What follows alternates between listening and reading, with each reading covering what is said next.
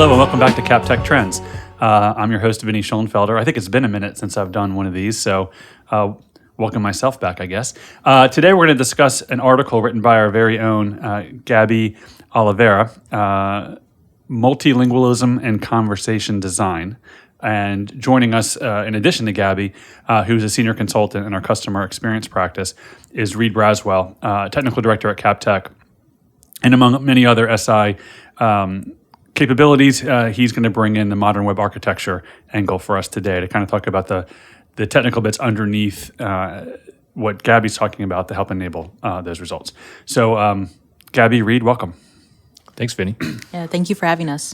Yeah, so I want to start with a little definition for the audience because, Gaby, when we first spoke about your article, I was reminded about internationalization work I've done, a long time ago, and I think this term still applies in internationalization. It's I-18N is how it's written. It's just a shorthand of I, 18 other letters, and N for the word internationalization. That's the software architecture that allows you to provide multiple locales. A locale would be both language, I think, a responsive design to allow for more verbose or less verbose languages, color schemes, images, iconography, mood, emotion, that type of stuff.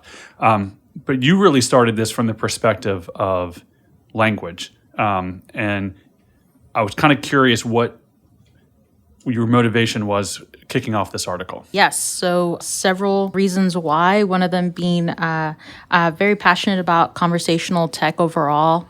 There's like a small group of us that are interested in that topic in the customer experience practice area. Also having had a client engagement that focused on that really started my interest. But really at the core root of it, it comes from thinking of designing for my parents and like family in mind, coming from a multilingual background. I've noticed through growing up that a lot of brands, businesses, products, experiences are not designed with them in mind when we only focus on the English language and certain cultures. So from a first-person perspective then, what was it like for you, and if you can speak for them, your parents, growing up, when something didn't have multilingual support or did that affect your personal brand loyalty or choices of where you would go to eat, shop, et cetera? Definitely. Like going from like which bank do we prefer to which doctors or like certain health insurances do we prefer if we had access to switch it up to certain stores and experiences. Being a 5-year-old and translating and interpreting for your parents and all those types of settings, I definitely had some sway being like, all right, these people definitely welcome us more here than others and prioritize us as customers and our needs. So in your research, what did you find? You spoke about first person, but more broadly in your research, what were your findings? Definitely. Some research out there says that 76% of online shoppers prefer to buy products with information in their native language. It's their comfort zone. And in addition, 40% will never buy from websites in other languages. That seems significant. Yeah, it's a high number. So Reid, when I talk about my, 20 years ago when I was developing, and IT, is that still the software architecture approach that you have you have a software architecture framework that you construct and have multiple instances that plug into that to support multiple locales? Yeah, internationalization or I-18N, like you referenced, Vinnie, yeah, spot on. Still the approach. We've kind of got the country code, and then you've got your kind of locale code, more of that language code there, like ENUS, ENUK. There's a lot more. I think... Let's pause there before we go in, because for those who don't know, a locale has both a country and language identifier, both that are 2 digits. Right. That's so right. ENUS would be English in the US versus ENUK, which would be English in the UK. Correct. Right. So when you put in a new operating system or get a new phone, you're doing that when it's asking you questions like where do you live and where are you? That's right.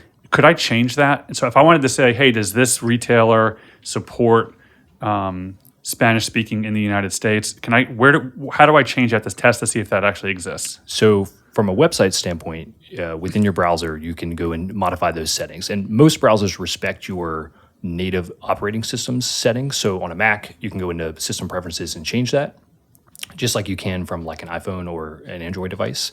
And you can also override per site within the browser. It has the capability to do that, which is really nice because you may prefer one site that has support, you can actually get that content that you expect, and that's where you can really change and kind of test that there. So, Gaby, do you do that? Do you have different plugins for different keyboards or things like that for Spanish versus English? Yes, personally, I do. Just helps me enhance the written word of Spanish in my own experience. And also certain websites, it is prompted to me, especially when I go to a certain clothing store that is more international based, and they switch it up for me. It does help a lot that there's that automatic switch, but I feel like there's always a few misses there, even with just having that type of plugin or system. There's more ways to improve on that experience. So, in my experience, working with clients in both web development and mobile development, basically anything with a UI, broadly, there's two extremes: companies who don't think about it at all up front and then try to cram it in later, and then those who think about it up front and architect for it up front and pay a little bit up front to have an architecture that is longer lived and more flexible. Can you guys both talk us through the benefits or pros and cons of both? Because I'm sure there's some pros to delaying it as well, although it's probably not preferred. So yeah, if you can kind of touch on those points. I'll definitely say from a strategic aspect, when you're considering okay, we need this type of conversational tech, or our website may need to be translated into another language. Ask yourselves what are your customer base? What is that? Is it beyond just a certain culture or group? And if you ask yourself that, you're already leaps ahead from the beginning, and having that mindset, is this even needed for us? And if so, what other languages come down the road, and when can we include it based on our budget constraints and et cetera? But having those conversations at the beginning is essential. Having had my own experience with a certain client engagement, they definitely had in mind that we're going to have English and Spanish. They designed the entire experience to flow. It was very controlled, despite it being AI fused in English, not considering Spanish coincide right next alongside it. And ultimately, once they got to the Spanish phase of just it'd be easy switch, easy translation with everything. They hit some hurdles because not everything goes into exact. Certain sentences and phrases were much longer in Spanish, grammatically speaking, where they had to go back and redo a lot of their work that they did with their content in the English phase of it. So it added more budget increase, longer timetables for releasing this product, essentially. I think there's also, and I'll direct this towards you, Reid, some unexpected dividends. It's like I have to call them. When you do things right, you get unexpected dividends, right? So if you have a responsive design, then you can handle a language that's more verbose because it's going to adjust, right? If you do decouple content from presentation to allow, that's one of the core principles of internationalization, right? Decoupling the content from the structure of the page. If you do that, that's the same work that has to happen for accessibility.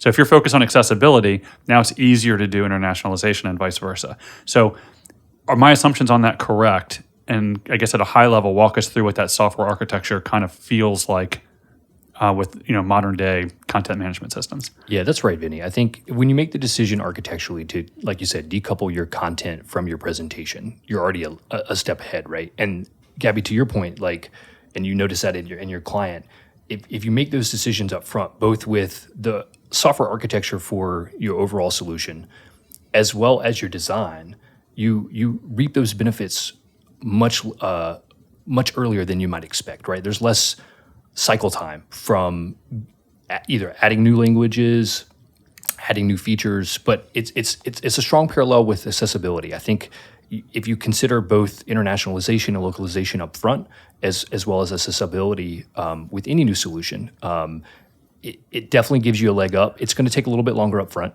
but you're going to reap those benefits certainly through the life of the product, through the life of the software, whatever it may be. So the industry has been dealing with this for many decades, right? And things like internationalization as a concept, as a software architecture has been around. It seems like the importance of this waxes and wanes over time. What's novel now? What's different now that's inviting this conversation to be super important again? For one reason, we have a lot more advancements in our technology, like AI-generated content, and just being completely dependent on that generating our content doesn't automatically mean successful translations or interpretations of the initial intent. But also language and communication methods have evolved through the years. It's not just about the written and spoken word. We also now communicate through audio, visual, emojis, GIFs, memes, like color, like it has evolved. So how do you translate an how do you emoji? translate emotion really? Right. And that's where you kind of need human touch, a human designer in tune with that to assist in that process. So Reid, specifically then, how does this work against like an omnichannel implementation where you have 4 or 5 different view tier technologies all needing to be translated and having a consistent voice? Yeah, it's certainly a challenge, Vinnie, right? And I think it kind of depends on a lot of business factors, right? Like, do you need the same level of internationalization, localization across every channel? And let's say the business says, yeah, I want that. There's a lot of considerations there. I think depending on which channel that you're bringing your experience, your product, your application, your service to, there are some constraints that the device, the channel itself may have itself, right? So print is got its own type, and print's very much still a real thing, right? Thinking about advertising, thinking about where you're meeting that customer from an advertising standpoint. If you look at like a watch type or like a smaller device footprint, what does it look like there? From a mobile app standpoint, and Vinnie, I know you know this a little bit better than myself, but when you want to localize and internationalize content there between menu items and different things like that, that has to ship with the device. So there's some different considerations that you have to make from an architectural standpoint versus if I am meeting my customer on the web, I'm guaranteed that they have a internet connection. That's why they're On the web. They're on the web, Right. and maybe I'm pulling that content for a Spanish presentation from a language standpoint from a service, and maybe you can centralize some of that. So by, again, kind of decoupling my content and how I'm localizing that for my different customers that I'm supporting, I can kind of abstract that out into maybe content as a service. And there's different platforms and software as a service providers that can do that for you. There are also good technologies that exist out there where you can kind of bundle that in a way that is static, but in a dynamic way that it can be respecting of your users, their settings on their device, so that you can present that content for them. So when I think about omnichannel, and again, for those who may not be familiar with that term, early on you would pretty much communicate through individual channels. It could be print media, it could be web, it could be whatever.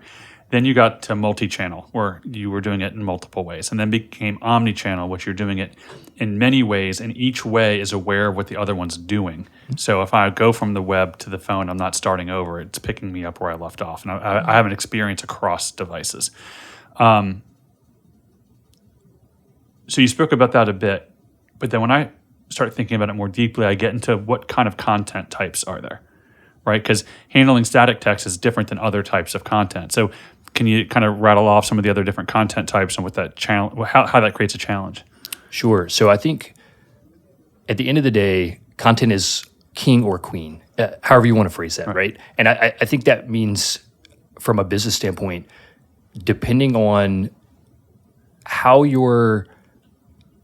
valuable is your content to the user, and it may vary by industry, right? Like if you're a government site, or you're a retail, like within the retail space, or a utility type space, like your content is at the end of the day what your users experience.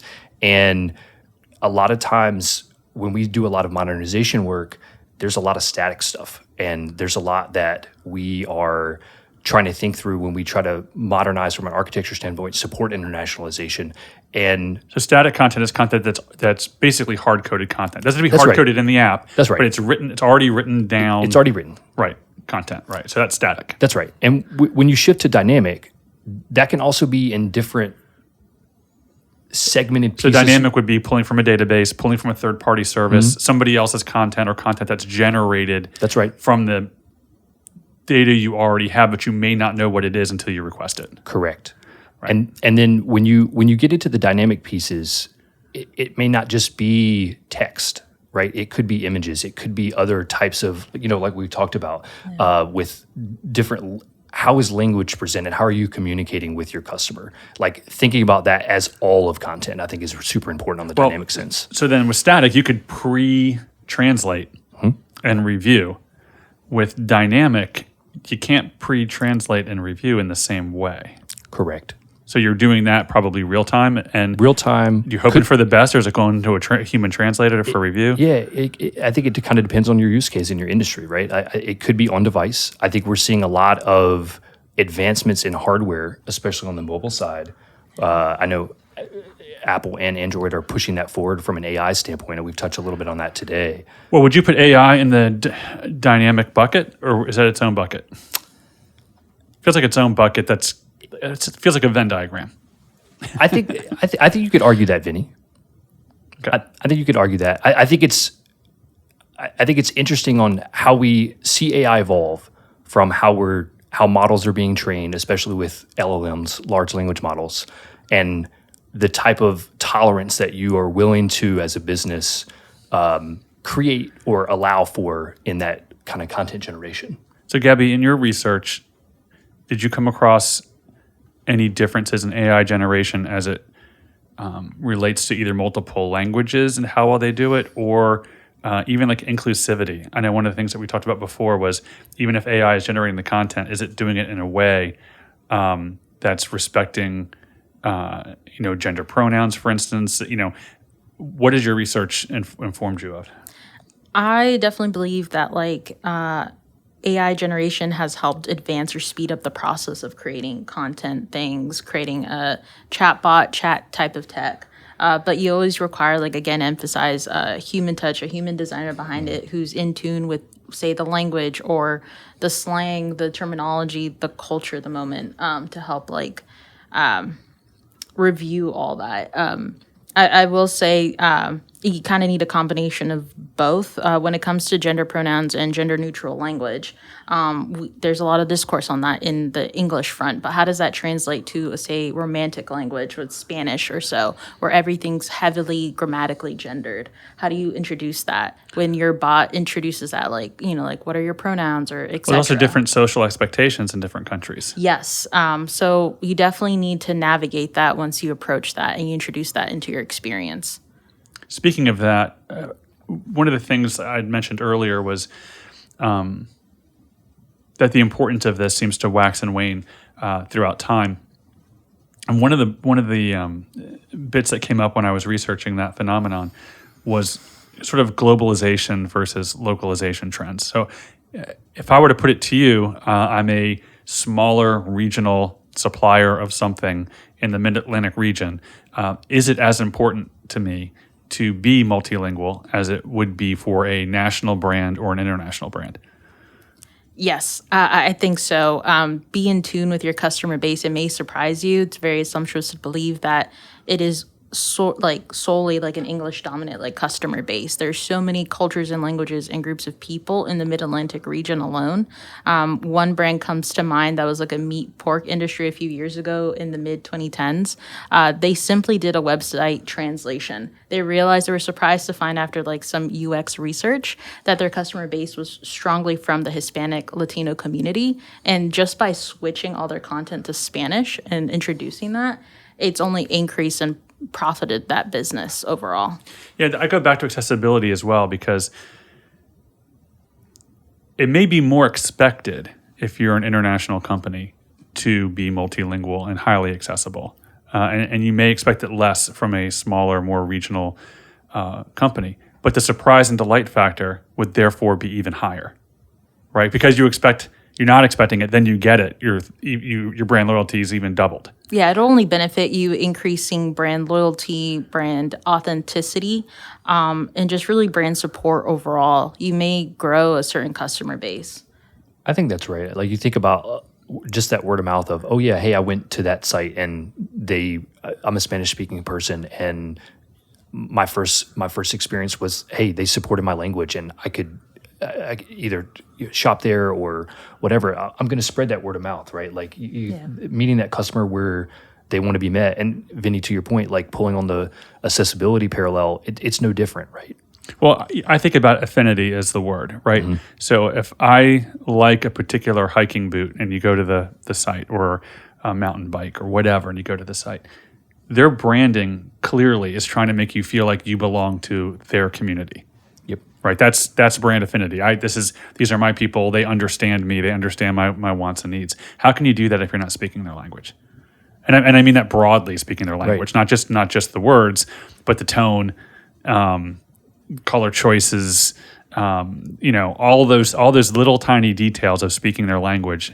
If you want to get that affinity, you need to be able to do that in more than just one way. That's right. And I think it also comes down to authenticity around it, right? Like how authentic is that experience that you are trying to understand your customer? Yeah. Do you prioritize us? Do you value us as customers, essentially? In many cases, in different industries, in healthcare, banking, and the financial institution, by prioritizing multilingualism and this type of communication through all forefronts, call centers, right, chat, bots, etc. You're only empowering that user and just building on that brand loyalty. Yeah, it's funny because it's a stickiness too, right? Like, I remember years ago we were doing a highly accessible site, and one of the numbers I remember is something like 8 to 15% of users are in some way visually impaired. But if you accommodate for that, then their loyalty is much higher than the common user loyalty, the average user loyalty. I would imagine this. I mean, you had said, Gaby, in the beginning that was definitely true in your family. So it's not like you're getting parity when you reach out and do these things. You're actually getting loyalty above and beyond what the average level would be because you're making that effort. Right. It's a differentiator, right? Like it makes a difference. The affinity is strong there, I think, for sure. It's something you've got to consider. So kind of key things I've been hearing through this, and yes, this waxes and wanes throughout time, and it becomes more important typically when there's new technology like AI. Also, it becomes more important when people get sued. We're not going to dive into regulation and all that, but just know that that's a part of it, that there are some expectations, especially for state, federal government, the quasi-government, and even with large companies. There is a growing expectation that these sites will be accessible, and as well as multilingual. And so you'll get some landmark cases once in a while that also throws some dust up. But what I want people to really take away from this is, I don't want it to be like you could get in trouble if you don't do this. People don't like spending money on that aspect. People like spending money on things where they know they're going to get a return on their investment, when they know it's going to increase brand loyalty, when it's going to have a positive impact on their bottom line, on the revenue side, not the risk side. So whether or not this is becoming more or less popular over time, we know that brand loyalty increases, and it's significant. The numbers are out there, right? We also know that doing it right up front the first time has those unexpected dividends of making so many other things in your architecture easy to do. So it really is the concept of doing it well and correctly the first time while not over-engineering it. That's the balance, right? I think that's right. And there's tools to help with both, right? And there's that human element, though. I think that's, Gaby, you touched on it a little bit, like you can't overlook that on internationalization or accessibility. And I think that helps get to the nuances that the tools and the technology, and we're going to continue to see how AI affects both accessibility and internationalization. But I think it definitely helps having both, but making sure we're communicating that up front. How much of this is hand-wired versus handled by tools? So what's WordPress, I think you told me earlier today, is 43% of all content managed websites are WordPress? All websites out there, 43%. That's amazing. How well do they do it? So they have built-in tools to do it. They have an open source initiative to translate WordPress. And what I mean by that is translate the core of WordPress itself, which helps administer the site. Let's say I've got a mom and pop shop and I've got a website presence and I choose WordPress. There's a lot I'm getting out of the box that if I'm not an English speaker, that how I go in and actually write content, make changes to my website, I'm have a translated experience, and they have a massive amount of effort gone into that. And there's when you think about the presentation layer, Vinnie, kind of back to what we talked about around the architecture, they've separated the content from the presentation. So you can make sure that when you want to enable a localized, language for, Spanish, English, German, whatever it may be, they have that built in. Feels like that's more static. It can be dynamic though. Okay. And I think you have to understand where is your content coming from, right? And it may be, you mentioned this earlier, do you have third-party integration type stuff, right? A lot of content though for mom and pop shop stuff can be static. But if you are maybe you have a retail presence and you're looking at like Shopify, for example, as a e-commerce platform, they also have tools and plugins to help with some of that. Again, it's static though in small bits here and there. Yeah, I wish there was one place where I could handle it across all, like my AI, my database calls, my static content, my fields on my forms. If that all could come from the same engine across my omnichannel and do it in one place, that would be ideal. I haven't seen that. New product idea, Vinnie? No. Okay. That for somebody, Yes, somebody else. But no, that I haven't seen that. So is it? I guess how disjointed is the implementation typically when you have a wide variety of interfaces?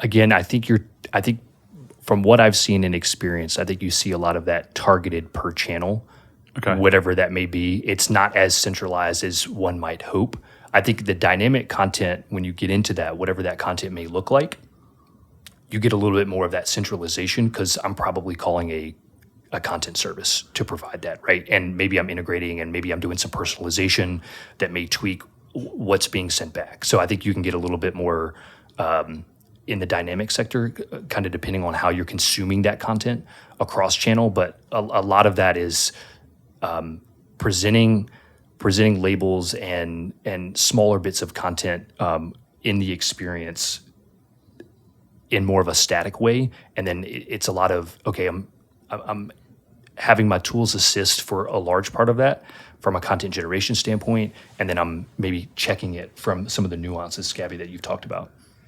So kind of wrapping up, I think we're coming towards the end of our half hour here. Gaby, from a CX perspective, what would you tell your peers in other organizations to get them further down the path and getting their organizations to care more deeply about this? So you come in, you're a senior consultant, you're a manager, you're an associate somewhere at one of our clients. Does this become part of your everyday language? Do you do a lunch and learn? Like how do you affect change in your organization related to this? It all starts with like a conversation. If someone's passionate about it in the organization, start at a strategic standpoint. Ask yourselves, have you truly evaluated our users and their needs and their current pain points and what that looks like when it comes to language in and of itself? Has that been supported? Starting those conversations strategically and seeing certain cases where inclusivity and accessibility can come into play and improve that in an existing. I love how you abstracted it first, which is, do we really know our customer base, right? So I would start with that and say, what are our personas? What are our customer segments? Maybe even use some AI categorization to uncover customer groups we don't even know that we have, right? And then I guess across that portfolio of personas, are we addressing, that community of users and people? And a large part of that would be multilingualism as well as accessibility as well as other things. But I think it takes the single thing that we're kind of talking about today and abstracts it into a sort of a portfolio of approaches to make sure that we're addressing all of our customers in the same way. That's a great answer. Thank you. Reid, anything you would, from a technical perspective, advise people to look at, go after, do software architecture? if you've never worked on an experience, whether that be mobile, whatever the medium may be, I think it's important just to kind of get familiar with what that looks like, right? If you've never looked at a locale, kind of what we talked about at the top of the podcast, I think just get familiar with it from that standpoint. Go and change your browser, change your settings on your desktop or mobile device. Just see what that looks like. And I think as you think about that from what we talked about between static and dynamic content, how would you affect your client and move the needle forward? And again, it all comes back to, Gaby, what you're talking about. It's like, how do you know your customer, right? And I think if you start there, if you start with that human element first, and you think about, we're all humans here. How would you want your experience to be better? And from a multilingualism standpoint, I think it's important to start at the human element. And the tools and the tech are going to follow. And I think we're seeing the advancements there. I think the AI content generation is going to be very interested to see from a dynamic content standpoint.